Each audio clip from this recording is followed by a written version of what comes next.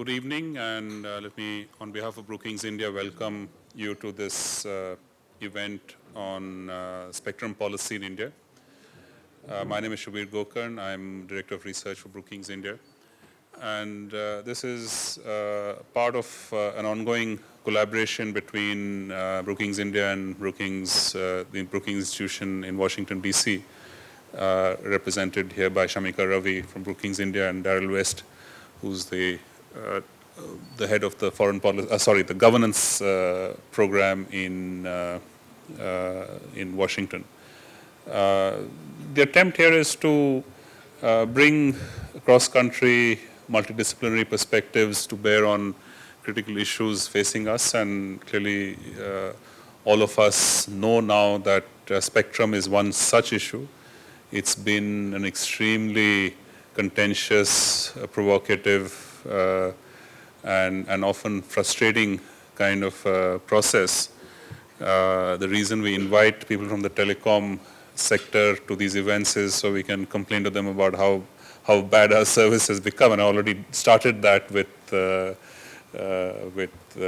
one representative. But I think it's something that we have to come to grips with. It cannot be a one-sided conversation where you complain about the lack of spectrum or how inefficiently it's been allocated and stop there. There are different stakeholders in this process. There is a government with many facets, and in our case, the different perspectives from the telecom sector and the defense sector have been at the heart of this debate. There are providers, both of services and of technology, and there are consumers. And somewhere we have to converge to acceptable middle ground. We can ask two kinds of questions here, and I hope that as we go along, we will try and get a fix on both kinds. One is, let's accept all of the constraints on availability and the licensing conditions and so on as given, and attempt to discover whether the spectrum that is available is being optimally used. That's the sort of short-term solution, a short-term response to what is obviously, as I've said, a very frustrating situation. The other is to look at those constraints. Why are they there?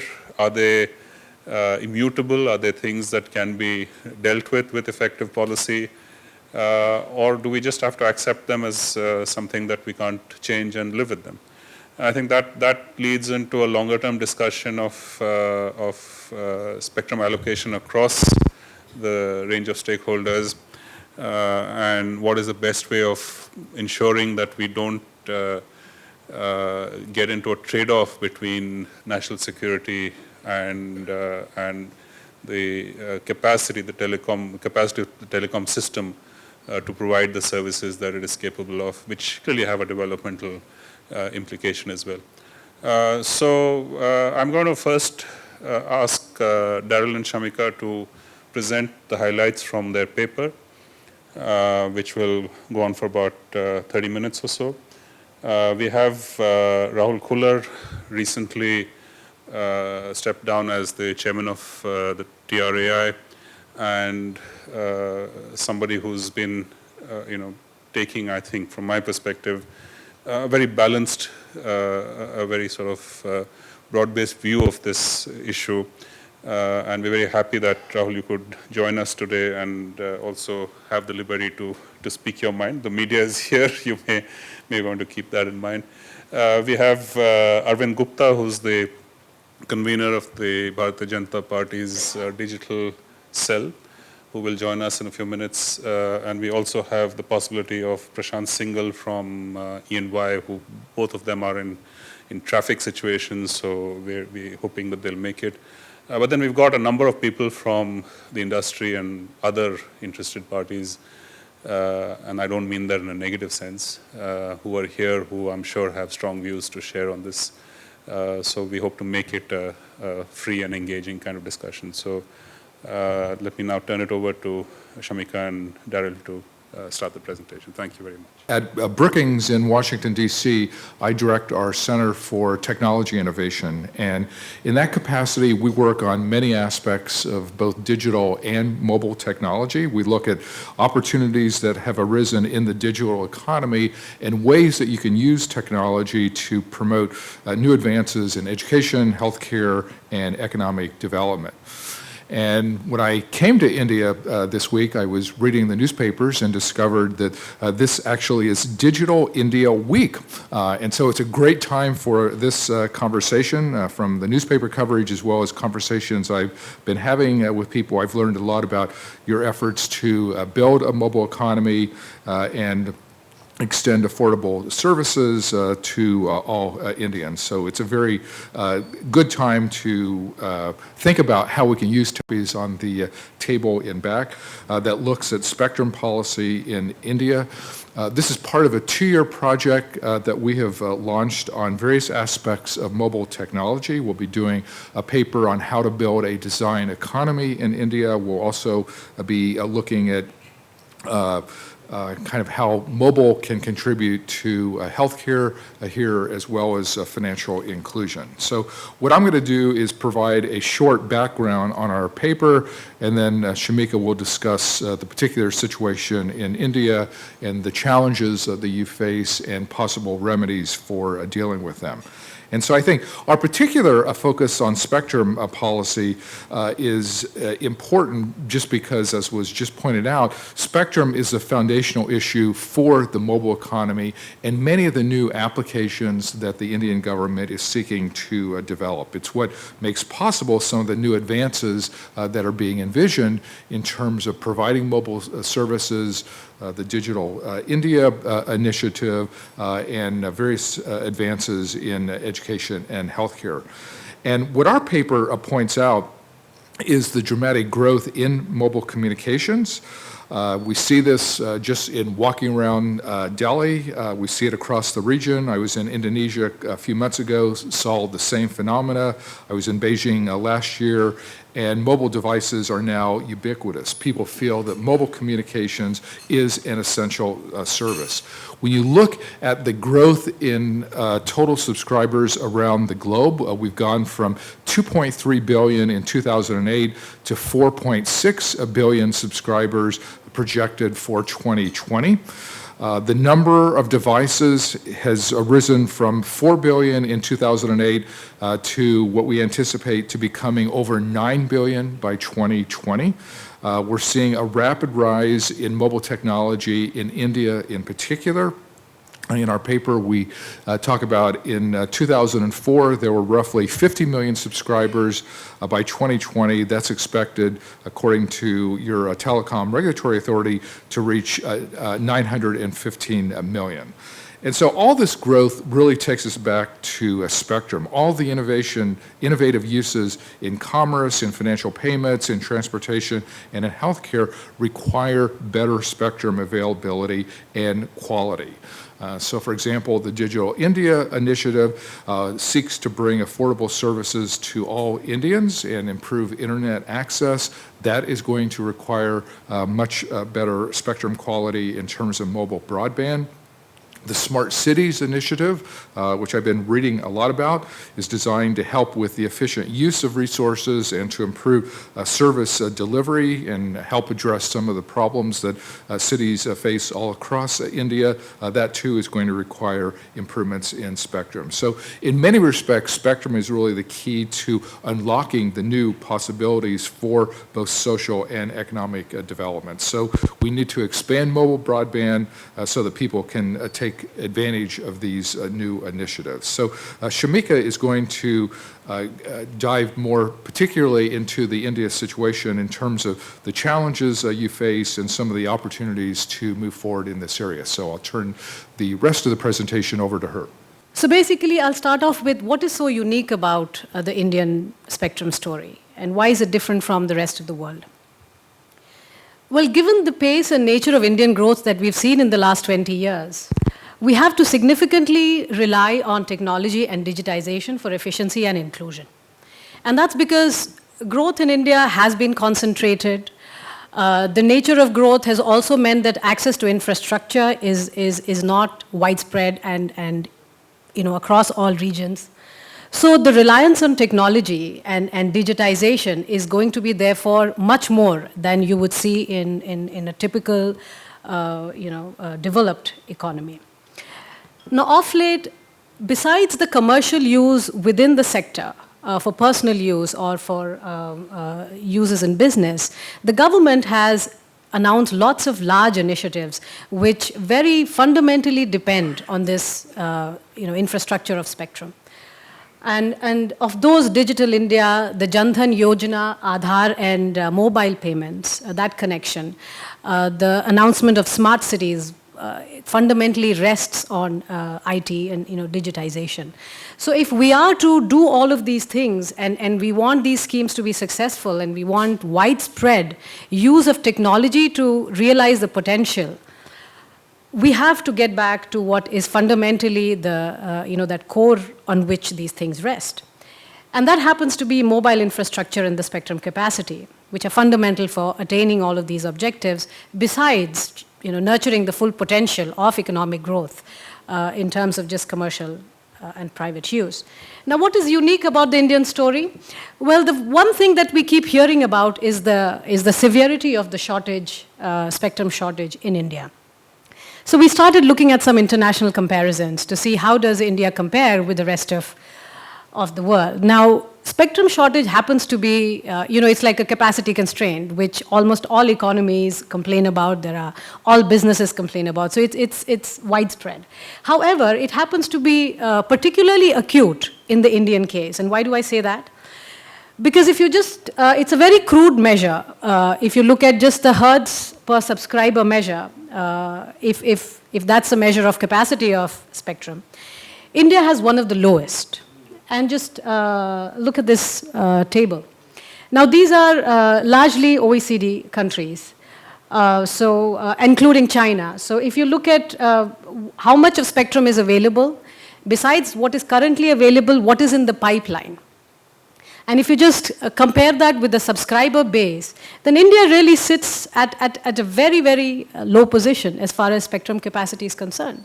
We have 0.2 hertz per subscriber, whereas even China, which right now has a base of similar to ours, has 0.5. Now, why is that? Because China has a very robust pipeline in place for expansion of this capacity, while the Indian pipeline, in terms of what is expected to be, the raising of this capacity in the next several years, is very minimal, is really a fraction of what China has planned. Now, compared to the developed countries, remember they start off with a base which is much higher. So in some sense, India and China really have to do a lot of catching up to do as far as building this capacity is concerned. And while China seems to have that in place as far as the pipeline design is concerned, we are not only starting with a low base, but also we are not catching up. So what you will see is a further divergence of spectrum capacity when we compare India with the rest of the world. So we really are talking about extremely low capacity. Now, what about other Asian countries? How does spectrum capacity look if we compare India with some of our neighbors within Asia? Well, Indian operators are operating with significantly smaller amounts of spectrum. On an average, it turns out to be around 13 megahertz on average, even in comparison to other Asian countries, such as Bangladesh, for instance, where operators have on an average 37.4 megahertz, and Malaysia, which has several multiples of the Indian average. Now, if you look at the kinds of bands, whether this shortage is really limited to certain bands, no, the shortage really runs across all different bands, which is commonly deployed for commercial use. You see that India on an average is less than half of the total what you see for Europe or for the US. So this is a widespread problem. It is not limited to certain bandwidths. Now, what else is unique about the Indian story? Well, Indian spectrum or the Indian telecom business is also one of the most highly competitive business in the telecom space globally. Why do I say that? Because, if just based on the Herfindahl-Hirschman index, which really looks at, it's a market concentration measure, India is one of the most competitive telecom markets globally. it has a market concentration of 0.22. Now, what this means is, now from the first principles of economics, competition is very good. It really has benefited consumers a great deal. But this is where we have to be careful, because while it might have benefited consumers a great deal, this might be a short-run benefit. If we start to compare some of the existing policies and what the capacity means going forward. That's why I say that this is of great benefit to consumers, but in the short run. What does this benefit mean? Well, India has one of the lowest rates, call rates, at dollar per minute. We basically pay around a cent per minute in comparison to Malaysia, which pays 7 cents, or Australia that pays 6 cents per minute. So we do pay very little for these services. We also, therefore, because of these low rates, have one of the highest usage, which amounts to around 365 minutes per subscriber per month. And we are only second to China, which is a little higher at 392 minutes per subscriber per month. So the prices are low, the usage is high, competition is high, all of these are very good. But what exactly does it mean in terms of policies going forward? Well, these short-run benefits to the consumers, if we do not make some of the required policy interventions, are going to be limited in the short run because these are not sustainable benefits. Why do I say that? Well, number one, because of rising congestion, the quality is falling, that's number one. And second is really more a fundamental rationale behind why this benefit or the consumer surplus that we enjoy today might actually be a short-run phenomenon and not a long run. Because the cost of spectrum, which is really the high fixed cost in this sector, is exorbitant, is compared to global standard, it is very high. Why do we say that? Because compared to several other countries where auctions were held around the same time as in India, Indian spectrum costs almost 25 times as much as, let's say, US, France, Spain, Sweden, Germany, etc.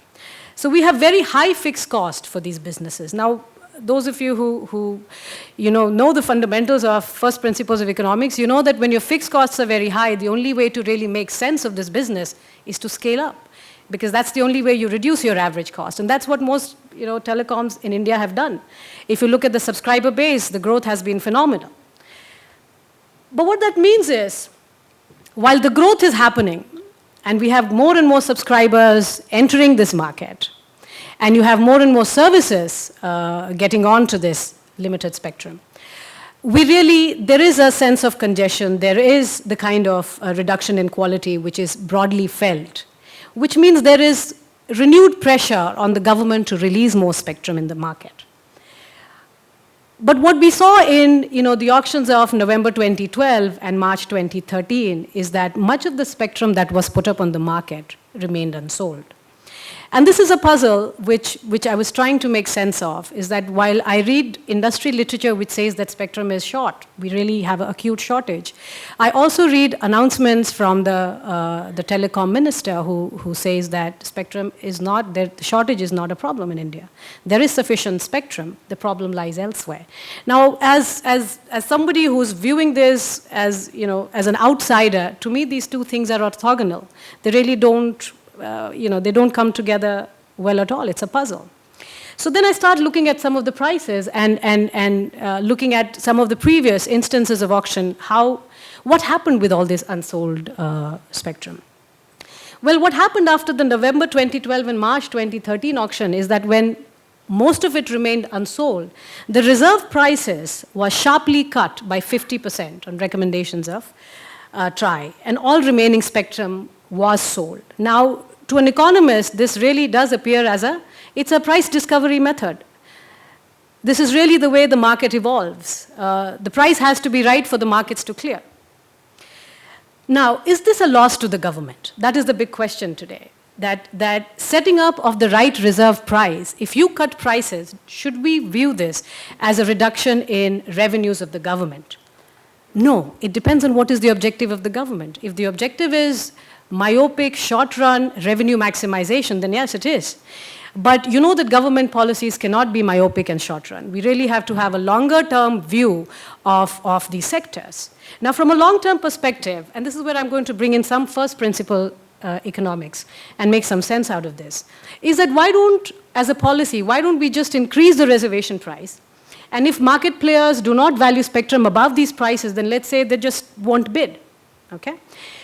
Why don't we charge higher reserve prices? Why don't they lead to higher revenue for the government? Well, if you raise the reservation price, it doesn't automatically mean that the revenues are going to rise.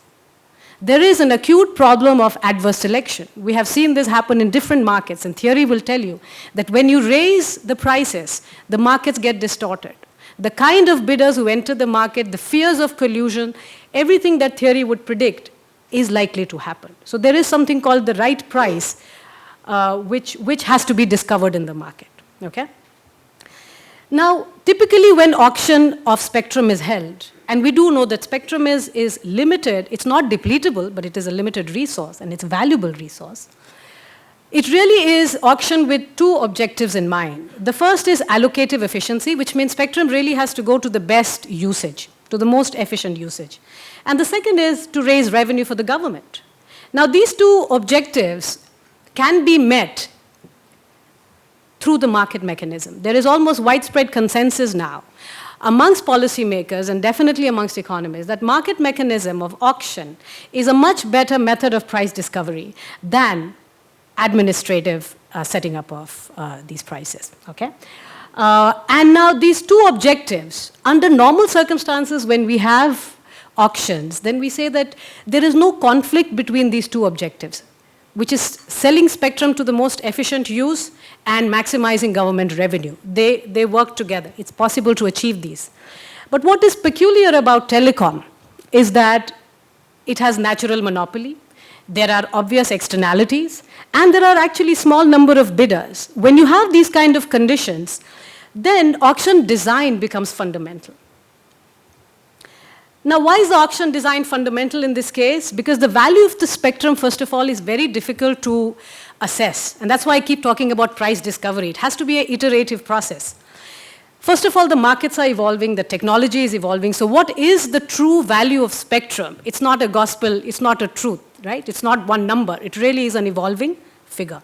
With all these problems of natural monopoly and externalities in the market, theory tells you that in these kind of auctions, there are problems of winner's curse, bidder's risk, collusion fears. They become very real, okay? And we also know that if the seller makes a mistake, as happened in New Zealand, then bidders paid $6 for licenses which were worth $100,000. So you can make mistakes and set prices so low that you end up suffering huge revenue losses. So getting the price right is very, very important.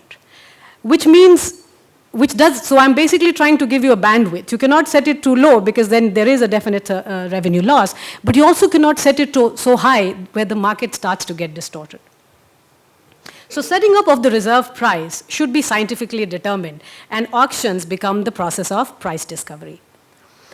Now, this is fundamentally required for healthy growth, not just of the sectors, but eventually to maximize the consumer surplus. Because you want firms to pay the right price and to sell services, which eventually are sold at prices because of competition which are low and which maximize consumer surplus. That is how healthy growth of a sector happens. And I must congratulate that, TRI, and this is because the ex-TRI chairman is here, that, I was actually quite surprised to read some of the TRI reports, which did a very good job of recommending appropriate reservation price for some of these auctions. The fact that they weren't necessarily implemented is a different story, but the recommendations in terms of were scientific and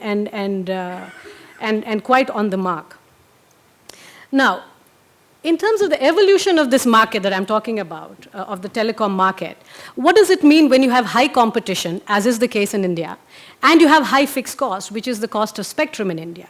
Well, naturally, you have very low margins, okay? Which is the case what we are seeing a lot of industrial literature talk about repeatedly, that this is a sector which is bleeding, it has very low margins. What you will see is a fall in innovation and R&D spending and so on and so forth.